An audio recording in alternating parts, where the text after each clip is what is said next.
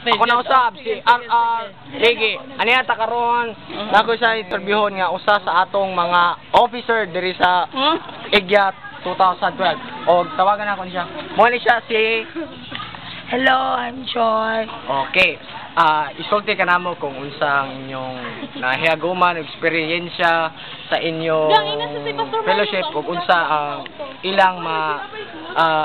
ilang dapat kasaksihan karong umaabot na mga unsa ni fellowship 2013. Before ko mag-answer, ayoko bisaya pag ayoko dikit ko kasabot. Oh, sige. So, I'm so happy. Happy daw siya. Daghan kay Chin na nga sobra. I did not expect. Oh my gosh! only 3 words that I can say is oh my gosh.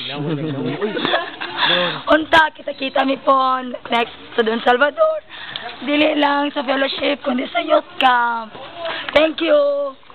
Okay, mao ka to inyong nakita og daghang kay salamat sa panaw o RR inyong magsisibya sa kanunay panahon 2012 Egya Fellowship. Salamat.